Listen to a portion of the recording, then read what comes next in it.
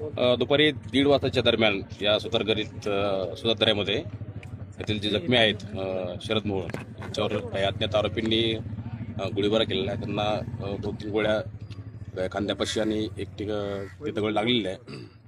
त्यांना पुढची उपचारासाठी आपण कोथरूडच्या सह्याद्री हॉस्पिटलला ॲडमिट केलं आहे। त्या ठिकाणी तिथून पुढे त्याला पुढील उपचारासाठी डेक्कन या ठिकाणी हॉस्पिटलला रवाना केलेलं आहे।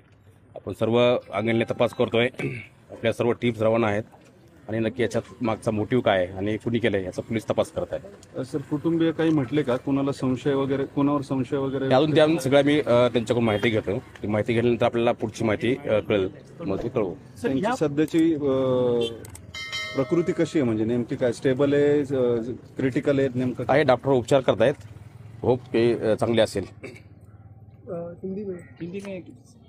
अभी 1:30 बजे के आसपास जो शरद मोहोळ है उन पर अभी 1:30 बजे के आसपास कुछ अज्ञात आरोपियों ने फायर किया था। वो शोल्डर पर बुलेट लगी थी। उसके बाद उनको तुरंत सह्याद्री हॉस्पिटल कोथरूड में एडमिट किया। उसके बाद से उनको दूसरे हॉस्पिटल में शिफ्ट किया है। बाकी जिसने ये घटना की या क्या मोटिव था, किस कारण किया, हम पुलिस तफ्तीश कर रही है और जो भी आगे का निकल आएगा हम आपको बताएंगे। मी सीसीटीव्ही फुटेज वगैरे चेक करतोय, त्यानंतर पुढची गोष्ट निष्पन्न होतील किती आरोपी होते।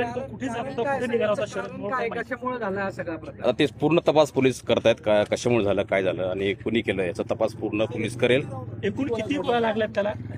आता हे हॉस्पिटललाच आहे, जे आहेत पेशंट ते, त्यानंतर आपल्या डॉक्टरांच्या ब्रीफिंग नंतर आपल्याला कळलं की नक्की एक्झॅक्ट किती बुलेट्स लागले आणि किती इंजुरी आहेत। घटनास्थळावर किती राऊंड पडलेले आहेत किंवा किती राऊंड फायर झालेत काय, तिथून आयडेंटिफिकेशन वरून ते आता आमची आयकार युनिट आहे, त्या आयकार युनिट आम्ही पूर्ण घटनास्थळी बोलवलं आहे। फॉरेन्सिक टीम आम्ही बोलवले, त्या टीमच्या इन्व्हेस्टिगेशन नंतर आपल्याला पुढची घटना किंवा काय एव्हिडन्स आहे तो सगळं आपल्याला टोळी युद्धातून झालंय की अजून दुसरं काही कारण होती का याच्यामध्ये? आता आम्हाला ही तपासामध्ये पुढच्या गोष्टी निष्पन्न होतील। आता ह्या घडीला आपल्याला सध्या पेशंट ची तब्येत आणि बाकीच्या सगळे कुणी केलंय ह्या घटना शोधून काढणे